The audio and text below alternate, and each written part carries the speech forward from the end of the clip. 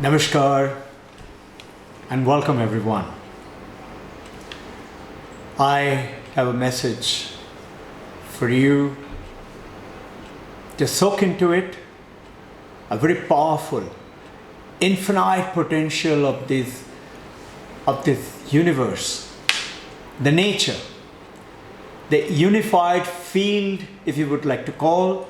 Taittiriya Upanishad calls it Ishvara, God, and Vedanta calls it consciousness. Whether we believe in God or consciousness or unified field, as the scientists called it, non-believers called it, whichever, infinite potential is waiting.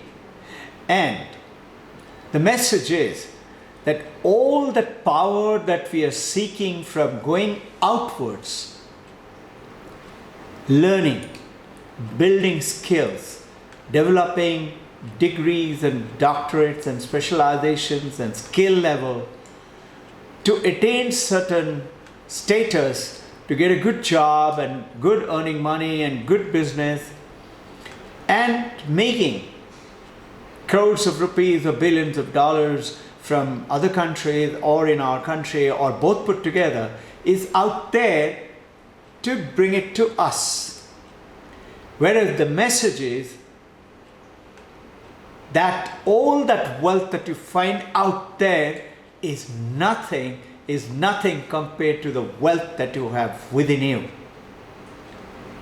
And this understanding today, message, in a very simple, is to open up our mind and understand who we truly are.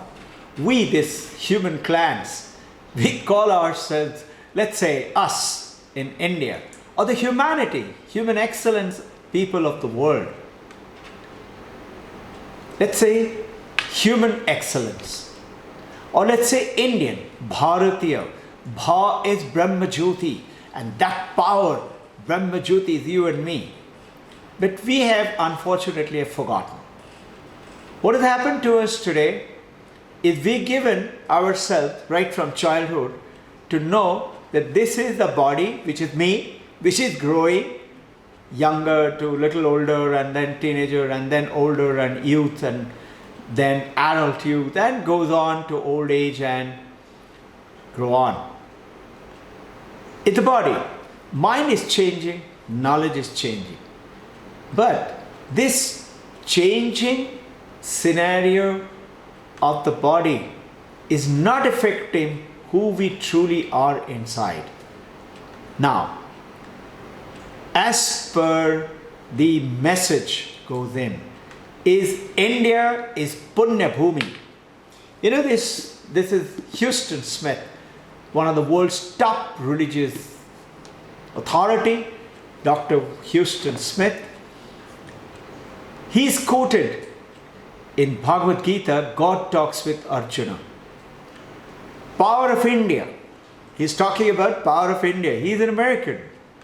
He's saying in page 246, chapter 2, verse 31, para 5.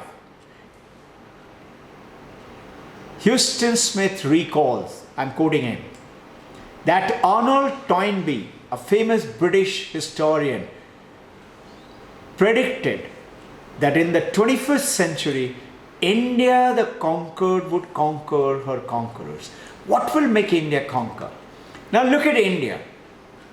India is the only country you can say has grown up with this belief right from childhood and teaching of our elders and of our spiritual leaders of all religion being Sanatan Dharma, acceptance of all practices, all religion, all food, all culture, all clothes with harmony and joy. You would notice quite often, if you're observant, that we are open to respect and welcome all practices. Now, the message right now for you and me is a powerful holy month going on. We as Indians, what we can easily do, the world of other countries, find it difficult to understand how we dip into that wonderful, refreshing, soul refreshing, beautiful messages of the spiritual leaders of irrespective of the religion. Just now, a few days back, was Mahavir Jayanti. We have right now Ramadan going on, the holy month of Islam. We have tomorrow would be the Good Friday, is the crucifixion of Jesus Christ, and yet it is considered the holy 3 days with Easter Sunday when he resurrected himself. And the messages that he has left in his lifetime is unbelievable.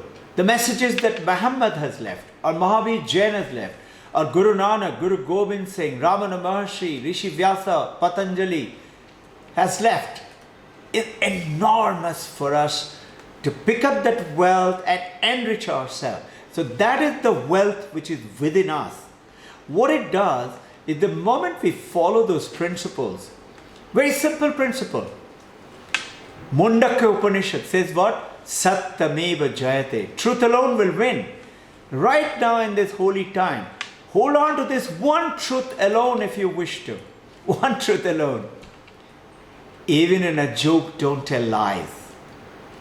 I'm going to share with you a few of the other messages which Jesus Christ left behind for us, primarily to orient it in the holy month of Ramadan to Jesus Christ. But hold on to that purity and the truth. You know what will happen? If you continue to do that for 12 years, given in Vedanta, after 12 years, even in a joke, if you don't tell lies, what you think will happen to you. Just have to think. A guideline for is also given in the Vedanta. What about truth? It says Satyam Vada.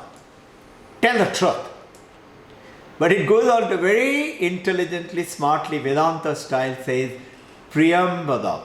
Don't say just like that anything. Hey, speak the truth, but speak sweet truth. What happens there? Apriyam Satyam. It goes there and said Apriyam Satyam meaning which is not pleasant truth. Apriyam Satyam Mavada. Don't tell. Just smile. If somebody insisting on an Apriyam Satyam, just smile. Guideline. Now, this process of Sanatan Dharma, India's famous acceptance of all religion, all practices, all habit, is today the intellectual thinking mind of the world. They all are welcoming it. Harvard Divinity School, Google it, HDS, is doing research on Vedanta and teaching in HDS Vedanta. NYU, New York University, David Chalmers. HDS, Harvard Divinity, is David Clooney. Even Thompson, British Columbia University, Canada, they all are talking about Upanishad. Let you and I understand a little bit of all things, not just get onto Vedanta, but everything. Get the holy messages of the Ramadan. Little bit. Hold on to it. Make it your own. What you like. Only what you like. Make it your own. Let's talk about that Good Friday which is coming up. You recollect Jesus Christ. He was such a great Son of Man. And Christianity calls him Son of God. But he is the Son of Man and Son of God. And what messages he has left behind. You know, he started talking. Father and mother came to Bethlehem from Nazareth. Mother gave birth in a manger.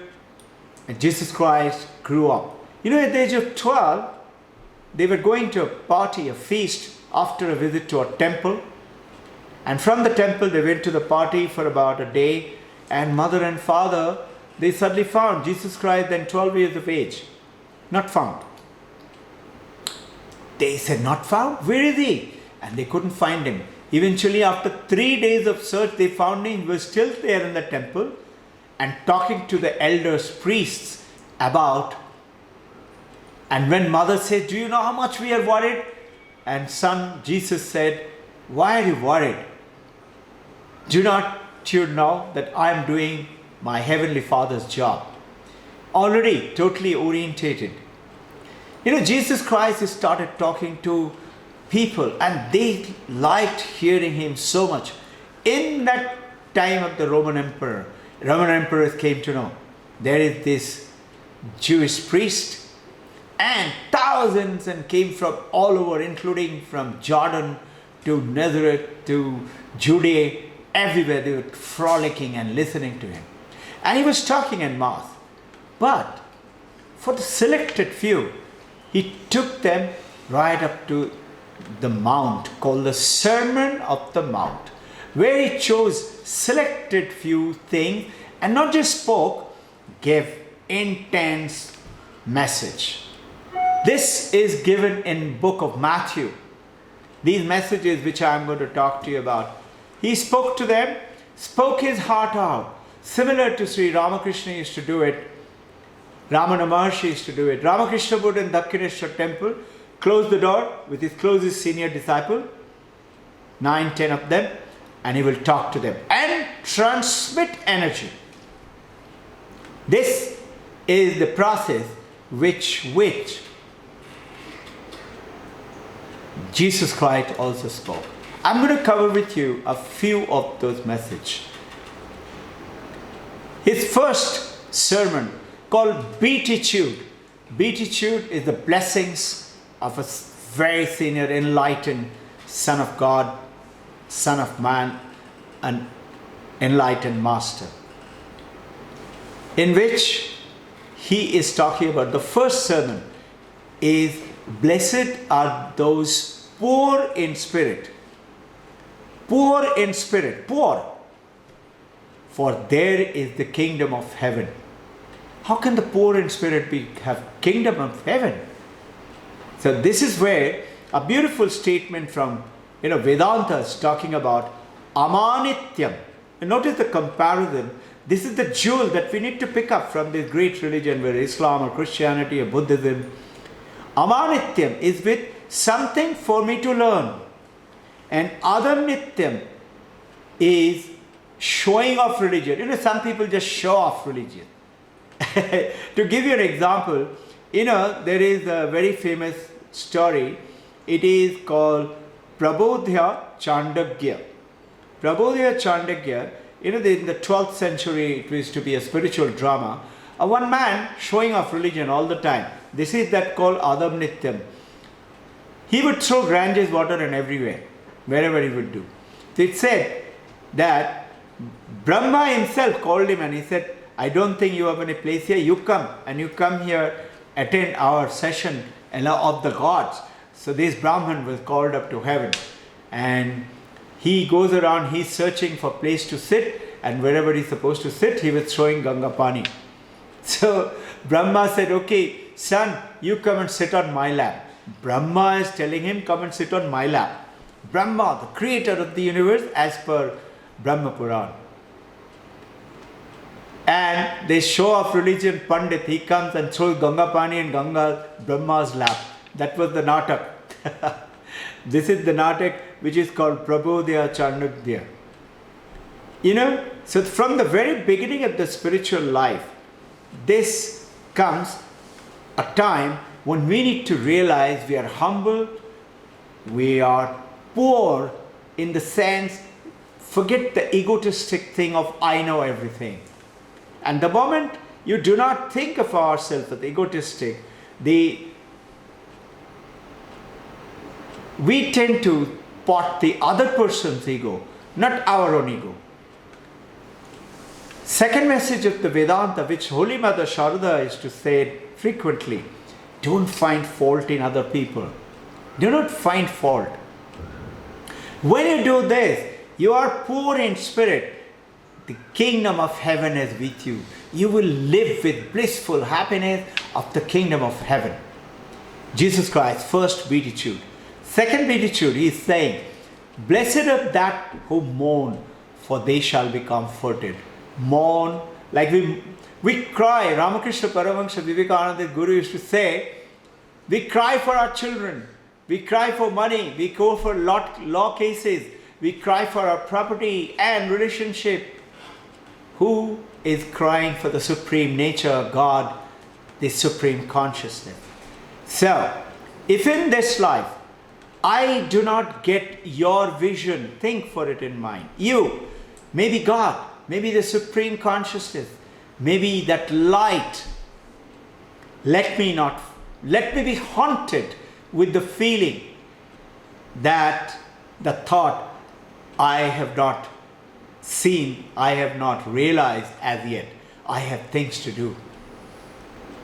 Let me not forget that I have everything in my house, but I have not invited you to my house. Have you noticed in most of the houses, you got bar, you got beautiful drawing room, you got beautiful bedroom, you got beautiful dining room, kitchen, everything, lovely showpieces, but there must be just only one tiny corner with one Ganesha, or one little Shiva or Krishna or Divine Mother, or a little asana for mosque for Allah, or maybe a little book or for Gurdwara.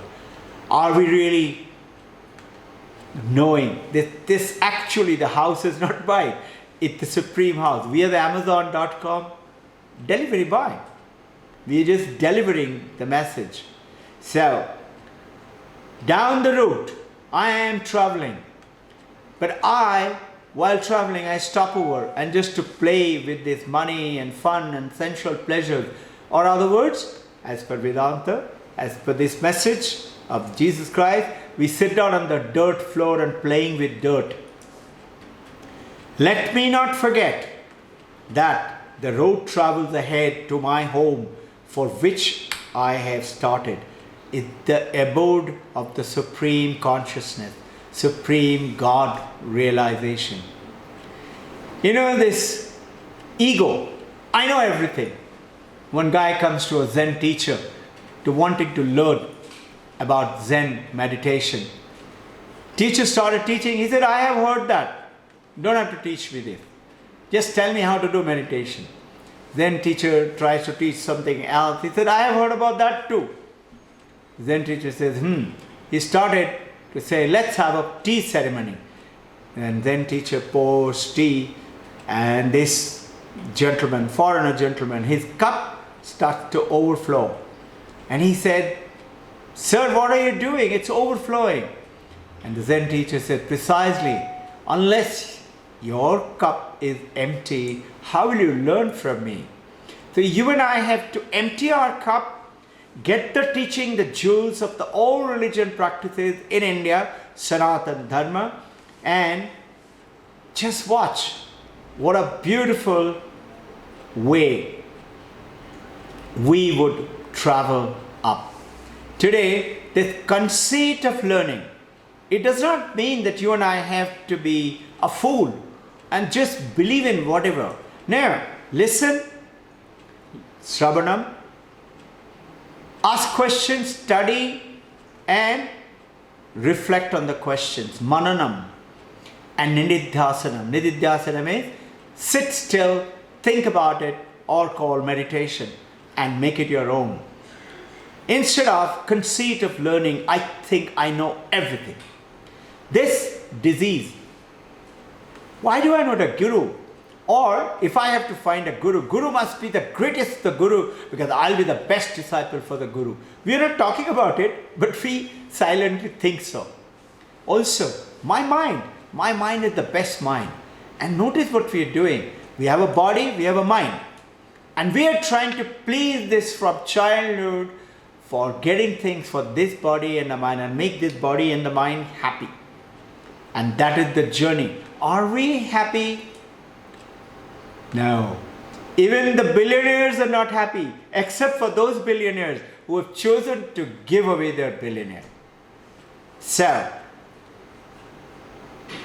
the message is, as Ramakrishna Paramahansa says, those who are truly thirsty, very thirsty, it doesn't matter what, even there is scum on the water, they'll remove the scum and drink that water if they're truly thirsty. You don't have to wait for the Guru. Guru will come to you. You will learn from any source and every source. This message will come to you. So, Jesus Christ's sermons. First sermon, first beatitude, poor in spirit, for theirs is the kingdom of heaven. Second beatitude, blessed are those who mourn, for they shall be comforted. Third beatitude, blessed are the meek, for they shall inherit the earth. Inherit the earth? Meek? That means the who's supposed to be very calm, quiet, shy in talking.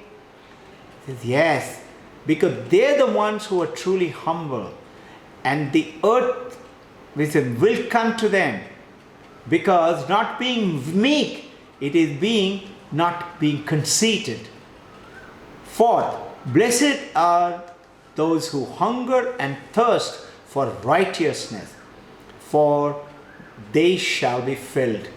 If you follow the path of truth, Ayama Niyama of Patanjali, you will be filled with all your wishes. Vedanta says what? Sarvam Kama, whatever is in your mind will be fulfilled. If you just follow. So, egotistic disillusion is the blessed are the merciful, for they shall obtain mercy. And this is what is Patanjali's also got, that if you are one who are not stealing, you will inherit the wealth of this world. Not stealing, meaning not thinking about taking away things from other people. Blessed are the pure in heart. First one was poor in heart. This is pure in heart, for they shall see God. Yours and my journey from this holy time. Seek them. Do a little picking up. Do a little reading. A tiny bit. Blessed are those who are persecuted for righteousness' sake, for theirs is the kingdom of heaven. And the last one, blessed are the peacemakers, for they shall be called the children of God. Did you know, for example, that this is the book which is the resurrection of Jesus Christ, written by Indian Paramahansa Yogananda. And if you go to the volume 1, it says the Jesus Christ, his sojourn in India. He came to India. He lived for 17 years. And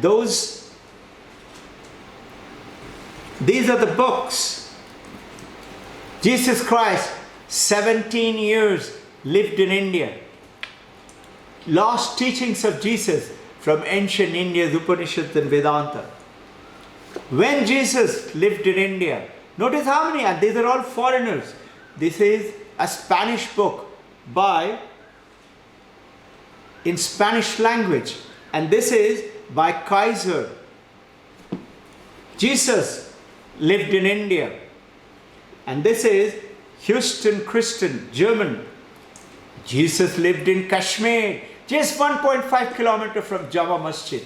Go to Google and write Jesus lived in India, and you'll be shocked. More than that is this: Jesus and Moses both are buried in India. Have you realized one thing? All of them are foreigner writers, and they have discovered, and most Indians, you and I, do not know about it. This is a beautiful book by one of the Indian monk of Vedanta, Sermon on the Mount and the liking of the messages of the Vedanta. Very powerful, very simple, very beautiful book. Jesus Christ, the last teachings are talking about why do we consider him a great teacher.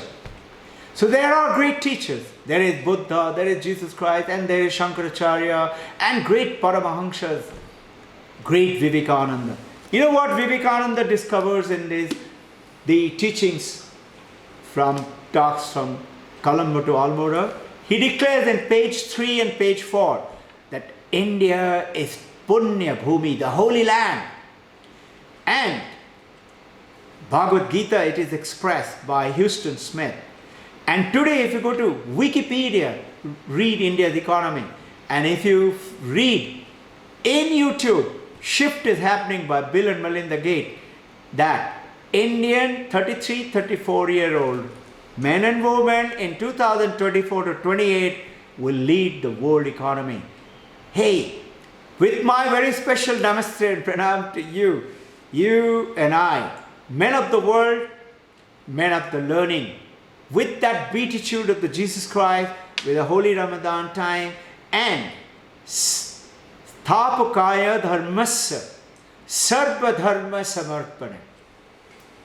You and I establish all religion, whether we call it water, or whether we call jal, or we call it pani, or we call it tanni, or we call it in French, it is water. It is one alone. That one alone is you and I. Dip into it. Focus. Utilize this beautiful time and a beautiful country that you all and I together, whether as an Indian or as a foreigner, whether as a student or as an adult or an elderly grandparent. Most important, hold on to truth, hold on to, do not find fault with other people. When it comes to finding fault with other people, I tell myself, Robbin Ghosh, find what's fault with you. Why are you finding fault with others? Think of it. Namaste.